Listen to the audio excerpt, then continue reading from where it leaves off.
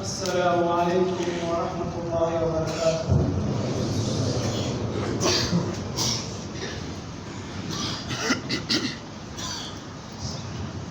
الله أكبر الله أكبر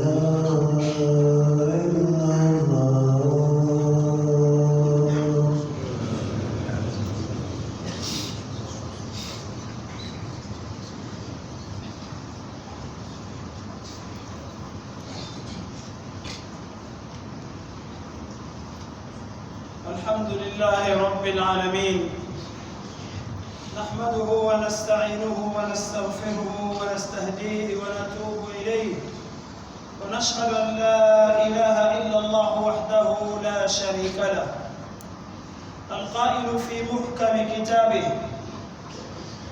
قل تعالوا أتل ما حرم ربكم عليكم ألا تشركوا به شيئا وبالوالدين إحسانا ولا تقتلوا أولادكم من إملاق نحن نرزقكم وإياهم ولا تقربوا الفواحش ما ظهر منها وما بطن ولا تقتلوا النفس التي حرم الله إلا بالحق ذلكم وصاكم به لعلكم تعقلون. ونشهد أن سيدنا ونبينا وحبيبنا محمدًا عبده ورسوله صلى الله عليه وعلى آله وأصحابه الطيبين الأخيار ومن اهتدى بهديهم واستنى بسنتهم إلى يوم الدين. أما بعد عباد الله، اتقوا الله حق التقوى وراقبوه في السر والنجوى. يقول المصطفى صلى الله عليه وسلم في حديث عن أبي هريرة: اجتنبوا السبع الموبقات. قيل: وما الموبقات؟ قال: الشرك بالله والسحر وقتل النفس التي حرم الله إلا بالحق وأكل الربا وأكل مال اليتيم وتولي يوم الزحف وقذف المحصنات المؤمنات الغافلات. Nous remercions Allah subhanahu wa ta'ala, le clément et le miséricordieux, Nous lui demandons sa guidance et sa protection. Nous attestons qu'il n'y a point de divinité en dehors de lui. Nous attestons également que la prière, que le Muhammad sallallahu alayhi wa sallam, le messager, que la prière et la salutation soient sur lui ainsi que sa famille et ses compagnons et tous ceux qui suivront leur chemin jusqu'au jour de la résurrection. Chers fidèles, craignons Allah subhanahu wa ta'ala comme il se doit, dans notre apparence et dans notre cachette également. Cette religion que nous sommes en train de faire, exercer, donner, se soumettre dedans, ce n'est pas que des recommandations. C'est fondé sur une bonne partie de garde-fous et des interdictions qu'Allah subhanahu wa ta'ala il a interdit dans notre vie. Que nous ne devons jamais nous l'approcher. Ne parlons pas de l'exercer, de le faire. Dans ces quelques versets, aujourd'hui nous allons parler de ces péchés capitaux, ces grands péchés. Chacun de nous doit s'en éloigner complètement de sa vie. Car les conséquences, ils sont tellement graves. Pourquoi? C'est parce que lorsque nous sommes musulmans, lorsque nous sommes croyants, lorsque nous sommes soumis, quelques efforts que nous faisons, quelques soumissions que nous faisons, que nous demandons à Allah de l'agréer et de l'accepter. Mais ce n'est pas que ça. Il faut aussi le conserver. Car c'est une perte, une grosse perte, que quelqu'un a œuvré toute sa vie en faisant le bien, en étant dans l'islam, en étant croyant, mais c'est une perte que Yawm al-Qiyamah lui trouvera tout ce qu'il a fait et annulé et désavoué, qu'Allah nous en préserve. Allah subhanahu wa ta'ala dans un verset du Coran, il nous dit وَلَا تُبْطِلُوا أَعْمَالَكُمْ. Les œuvres, la croyance, la soumission que vous faites, ne les annulez pas. Certainement, c'est avec certains comportements que les uns et les autres peuvent tomber dedans, qu'Allah nous en préserve. Alors, nous avons quelques versets où Allah a parlé de ces interdits, les plus grands et les plus dangereux en même temps, que chacun de nous, il doit les connaître pour pouvoir s'écarter et s'en éloigner. Allah subhanahu dans ce verset, il dit Qul ta'ala, Muhammad dit au peuple communauté, au peuple croyant et les soumis, venez, atlu ma harrama rabbukum alaykum. Je vais vous citer ce que votre Seigneur Allah vous a interdit. Ce ne sont que quelques mots, mais ils sont très très dangereux et pour ceux qui le font, qu'Allah nous en préserve. Premièrement, Allah tushriku bihi shay'a. Que vous n'associez rien à Allah durant toute votre vie. Que vous n'associez rien à Allah. Il est le seul qui a créé tout ce que vous voyez. Il est le seul qui est aux commandes, qui est aux gestions. Si vous remerciez, remerciez-lui. Si vous demandez, demandez-lui. Ne mettez pas vos espoirs sur une créature qui ne pourra pas vous résoudre vos problèmes. La toute première interdiction dans la vie du musulman, c'est de ne jamais associer qui que ce soit à Allah subhanahu wa ta'ala. Comme il a dit sur la langue de Luqman lorsqu'il conseillait à son enfant, Ya bunayya la tushrik billah, inna shirka la dhulmun azim. Cette association qui est souvent de mettre ta passion sur quelqu'un d'autre qui ne pourra pas résoudre tes problèmes est une forme de l'association. Donc, quelle qu'en soit la forme de cette association, prendre autre chose avec Allah, il ne faut jamais le faire dans votre vie. C'est la paix annuler tout ce que vous avez fait.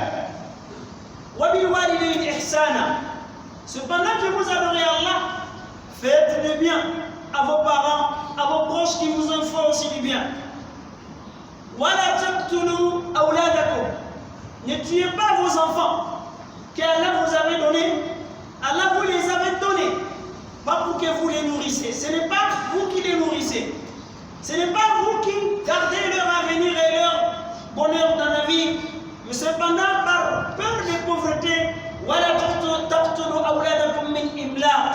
ne tuez pas, ne mettez pas fin à la vie de vos enfants, à peur de pauvreté. il nous garantit, nahnu narzuqukum, nous allons vous nourrir, vous donner, wa iyyahum, et également vos enfants. Tout ce qui sur terre, c'est Allah qui les nourrit. Wa ma min dabbatin fil ardi wala fis sama, wa ma min dabbatin fil ardi illa wa ala Allahi rizquha wa ya'lamu mustaqarraha wa mustawda'aha. Aucune créature ne piétine la terre, ne vit sur terre sans que sa nutrition, son demeure, sa garantie de vivre est sur Allah subhanahu wa ta'ala. Il continue de nous dire, de nous parler de ces interdits. Wala taqrabul fawahish. Tout ce qui est blâmable, grand comme petit péché, ne les approchez pas. Il dit ici, ne les approchez pas. Ne le faites pas. N'approchez même pas à tout ce qui est interdit dans la religion. Ma zahara minha, ce qui apparaît comme les grands péchés que nous allons les citer dans le hadith du prophète Muhammad sallallahu alayhi wa sallam. Wa ma batan, également ce qui est aussi dans le cachette, dans l'intuition, et écartez-vous de toutes sortes de péchés. Parmi ces grands péchés, وَلَا تَقْتُلُوا النَّفْسَ الَّتِي حَرَّمَ اللَّهُ إِلَّا بِالْحَقِّ. Ne mettez pas fin à cette vie humaine qu'Allah a sacralisée. Allah a interdit de mettre fin, sauf avec la vérité telle qu'elle est talion.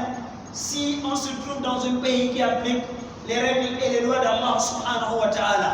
Et quand tu tues quelqu'un par exprès, l'autorité islamique et religieuse doit aussi mettre fin à ta vie. C'est Allah qui le dit. Voilà qu'on fait le qisas hayatun. À vous dans la talion une vie qui va vous conserver la vie pour que chacun puisse vivre pleinement de ses droits et de ses avantages. Voici les mots que Allah il vous exhorte, il vous recommande de vous l'éloigner, de ne pas le commettre dans votre vie.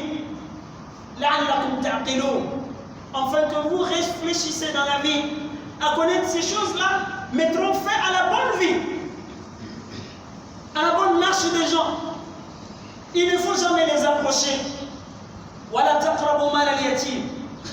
Ne vous approchez pas également, ne vous approchez jamais au bien des orphelins.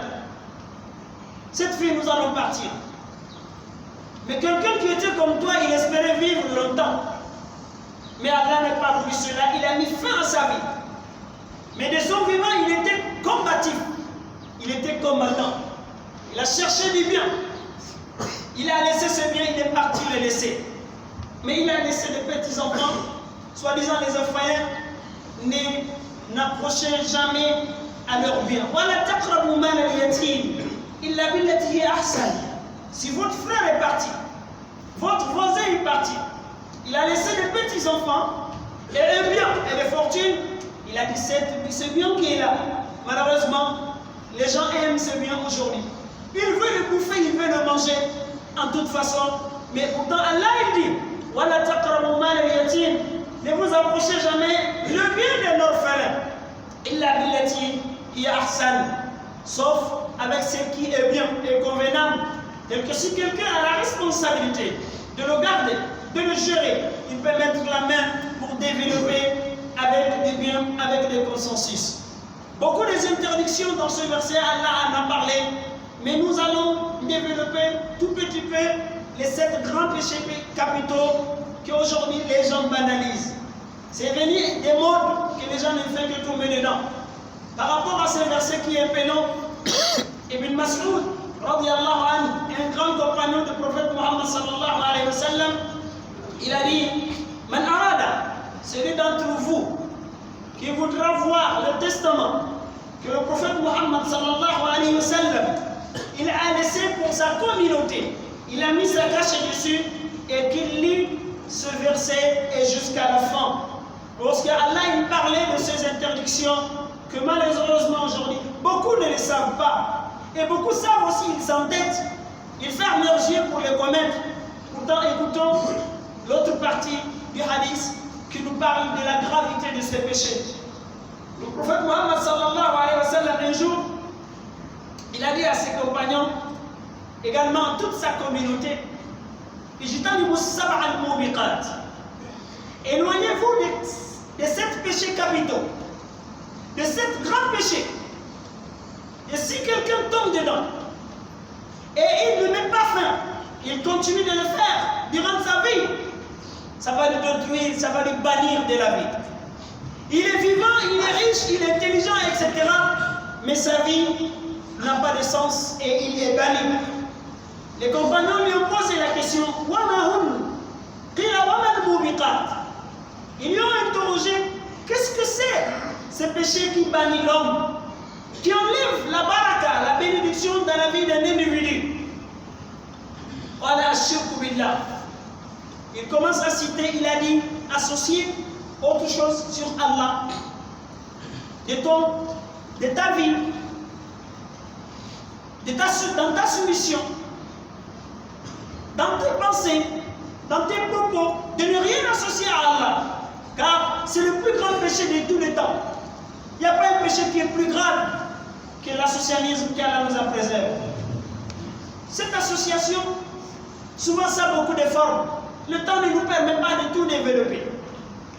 Tout simplement, ne mets pas dans ta pensée, dans tes propos, dans tes actes, qu'il y a un autre Dieu en dehors d'Allah subhanahu wa ta'ala. Un jour, quelqu'un se met, Abdullah ibn Mas'ud a demandé au prophète, قال يا رسول الله أي الذنب أعظم? Quel est le plus grand péché de tous les temps? قال أن تجعل لله ندا وهو خلقك. Que tu prends un associé à Allah, pourtant c'est Allah qui t'a créé, c'est Allah qui t'a tout donné dans la vie. Cette association aujourd'hui, certains pensent que le bien, la fortune, on ne peut pas l'avoir sans passer par X ou Y pour nous rendre riches, pour nous donner beaucoup de l'argent. Alors, depuis le jour où tu étais dans le ventre, ta destinée, tes biens, tout ce que tu auras dans la vie est décrété. Rien ne pourra le changer. Le prophète il a dit sallallahu alayhi wa sallam un jour que inna ruha al-Qudus, Jibril alayhi salam, il a inculqué dans mon intuition, dans mon âme, que lan tamuta nafsun hatta tastakmila rizqaha. Si vous pensez que votre bien vous partirez, les laissez, oubliez cela. Aucune âme ne mourra, qu'il soit humain ou djinn ou autre créature animale, ne mourra jamais sans avoir tout ce que Allah lui est destiné en termes de bien. Donc, chers fidèles, cette association aujourd'hui, c'est devenu des modes. On entend les gens dire que rien ne peut être rien. Il faut toujours faire quelque chose pour avoir du bien et de l'argent et du bonheur, etc. C'est une forme de l'associalisme qu'Allah nous la préserve. Ça, c'est le premier. Quelqu'un qui le fait de sa vie, il ne pourra jamais réussir s'il ne se répand pas de là. وَمَنْ يُشْرِكْ بِاللَّهِ. Quiconque associe autre chose sur Allah, فَكَأَنَّمَا خَرَّ مِنَ السَّمَاءِ أَوْ تَخْطَفُهُ الطَّيْرُ أَوْ تَهْوِي بِهِ الرِّيحُ فِي مَكَانٍ سَحِيقٍ. Regardez ceux qui pensent de la sorte. Ils ont une vie misérable. Ils ne pourront rien. Ils ne pourront jamais faire une vie paisible dans la vie. Pas possible. Parce qu'Allah, il embarque de la perturbation, du panique, de la peur, de la pauvreté aussi également. C'est pour cela le hadith dit Al-Mubiqat. Si tu le fais ici, tu ne t'es pas repenti de là, ça te détruit depuis ici-bas. Ça te bannit depuis ici-bas. Parlons pas de l'autre au-delà qu'Allah nous a préservé. Deuxièmement, as-sihru, le fétiche. Cette activité qui est répandue au sein d'une bonne partie de la communauté, qui le font en cachette et qui font toujours le fétiche pour attribuer du mal à quelqu'un, à X ou Y. Le sihr en réalité ne pourra jamais se faire sans avoir mécrit avec Allah. Et Allah, c'est ce qu'il a dit. Ce qu'ils le font, ils enseignent les autres à faire des fétiches.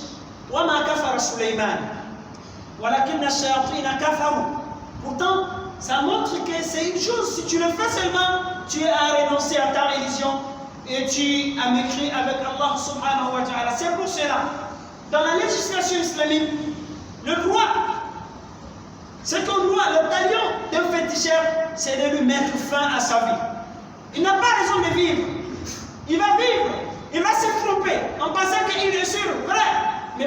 sa vie n'a aucune bénédiction. Pour ceux qui le savent quelque part, regardez, leur vie est tellement misérable et ils ne pourront jamais transformer la vie de qui que ce soit en mal ou à du bien parce qu'ils ne détiennent rien.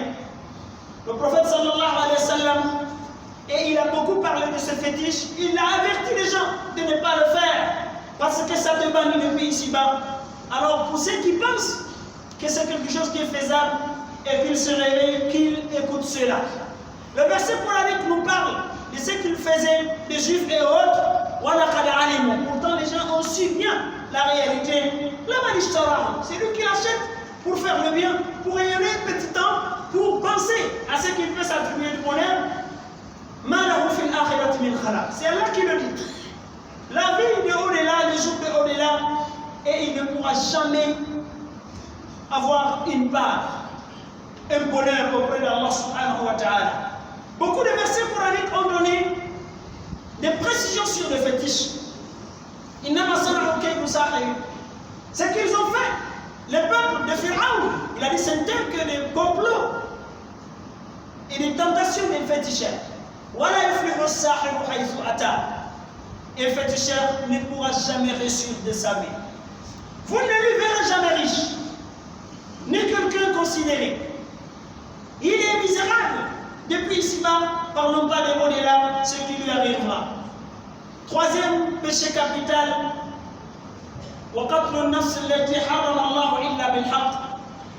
mettre fin à la vie d'un innocent qui ne t'a rien fait. Pas avec une raison valable. On peut mettre fin à la vie d'un MX si les raisons sont valables, islamiquement parlant. Mais au-delà de là, quiconque le fait, et sa vie d'ici est bannie. C'est le Coran qui dit, quiconque met fin à la vie d'un croyant, qui est beaucoup dans la vie aujourd'hui. Certains le font au nom de cette force mondiale, cette guerre, etc. Mais quiconque met fin à la vie d'un croyant, il a fait exprès pour le tuer, pour l'assassiner.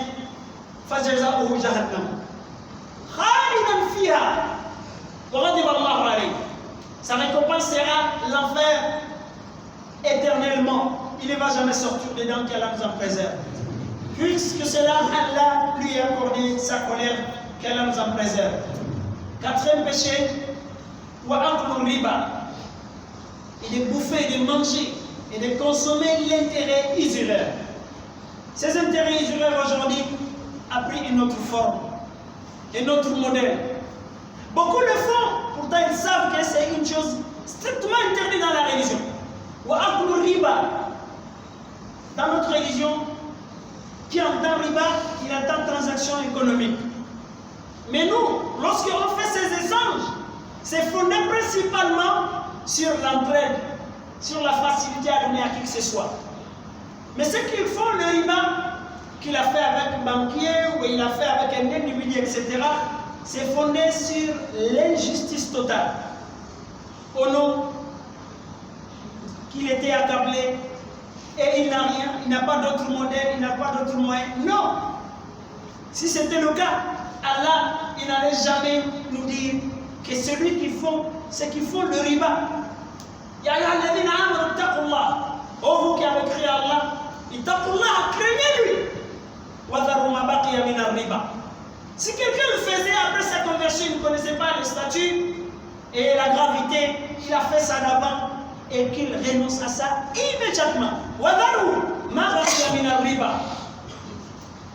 Il a dit, mais quant à ceux qui ne le laissent pas, ceux qui continuent de le faire toujours, la plupart de ceux qui sont là, c'est des commerçants. Beaucoup le font.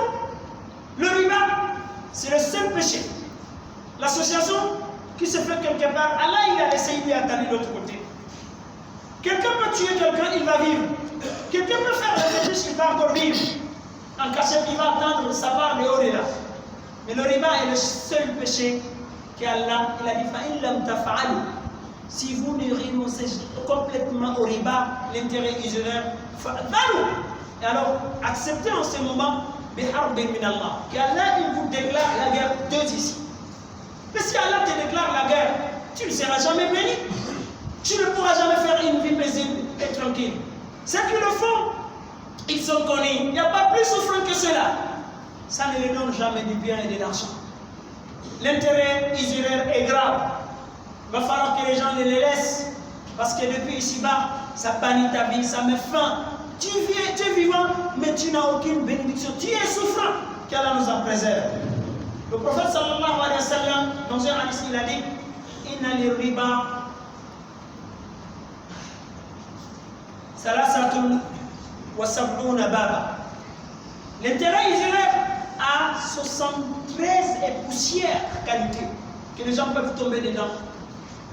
Aïsawa, le plus petit, le plus moins de gravité de ces 73 et poussières, quelqu'un est musulman et il couche avec sa propre mère. Ça vaut de la gravité. Leur gravité, ils sont à peu près pareils. Pourtant, il n'a pris que le plus petit. Est-ce qu'on peut estimer la gravité de ce péché? Mais écoutons, chers fidèles,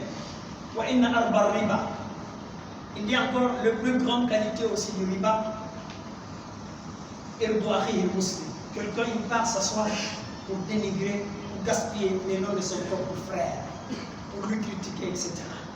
J'en passe. Le riba, ce n'est jamais, le prophète sallallahu il a dit, le riba et la fornication ne sont jamais répandus dans une communauté sans que cette communauté va perdre tout ce qu'il faut et pour mieux vivre dans la vie. Qu'Allah nous en préserve. Cinquième, manger l'argent d'un orphelin. Celui que son père était comme toi, ambitieux, il a voulu vivre longtemps, mais le destin lui est barré. La fortune qu'il a fait toute sa vie en train de ramasser, regrouper, il est parti en le laissant pour ses enfants. Toi, au nom de cette fraternité, proximité, ou gestionnaire, etc., tu en bouffes cela, tu le manges d'une façon ou l'autre. Il a dit, ça fait partie du péché. Si tu le fais ici, depuis ici, tu es banni, tu es détruit, qu'Allah nous en préserve. Allah nous dit, ceux qui mangent les biens des orphelins par injustement, cela ne mange que du feu dans leur ventre. Ils demeureront et dans un enfer qu'Allah nous en préserve. Sixième, cet islam que nous sommes en train de faire a un devoir vis-à-vis de nous, que nous devons tous le protéger. Il arrive que nous voudrons le amener, le transmettre quelque part, qu'il y aura une confrontation entre les mécréants et les musulmans. Même si ce n'est pas de notre peuple par rapport à nos faiblesses. Il a dit le jour où ces deux grands bataillons, les musulmans d'un côté, les mécréants de l'autre côté, qu'un musulman fuit, il a fui, il a renoncé, il a eu peur de la mort, il a renoncé, il a fui devant les ennemis. Ça fait partie aussi des péchés capitaux qu'Allah nous en préserve. C'est un péché capital, c'est de mentir sur une femme pieuse, une femme croyante, qui ne connaît pas du mal, qui n'a jamais fait du mal, mais tu vas te lever un jour, tu vas mentir sur lui, qu'il a forniqué, ou il a fait du mal, ou il a fait du zina. Aujourd'hui, on peut tomber dans ça facilement par rapport aux réseaux sociaux que nous l'avons abordé. Il y a beaucoup de gens qui mentent sur des fidèles, des croyantes qui sont innocentes, qui n'ont rien fait du mal, avec ces qui sont dans nos mains, dans les mauvais soupçons, etc. De mentir sur quelqu'un, tu n'as jamais vu, tu l'as jamais vu faire quelque chose, des rumeurs, que nous devons faire très attention et vous allez mentir sur quelqu'un. Cette femme fidèle, croyante et innocente, il n'est même pas proche du mal, mais toi par méchanceté, tu mens sur elle en lui lapidant qu'elle a commis de l'adultère. Pourtant, tu n'as pas vérifié. Tu n'as pas une information fiable. Même si vous l'entendez de quelqu'un, il faut le sortir de là. Ce n'est pas du tout un bon couloir. Donc, chers fidèles, voici le péché aujourd'hui. Ça a pris une autre forme que nous tombons dedans sans se rendre compte. Alors que la gravité n'est pas descendue uniquement pour autant le prophète Mohammed sallallahu alayhi wa sallam. C'est pour tous les temps. Même dans le moment, même si lorsque ça prend une autre forme, et celui qui tombera dedans, il va assumer sa responsabilité et conséquences aussi, il va les assumer. Qu'Allah nous assiste, qu'Allah nous fasse comprendre. أقول قولي هذا واستغفر الله لي ولكم فاستغفروه إنه هو الغفور الرحيم.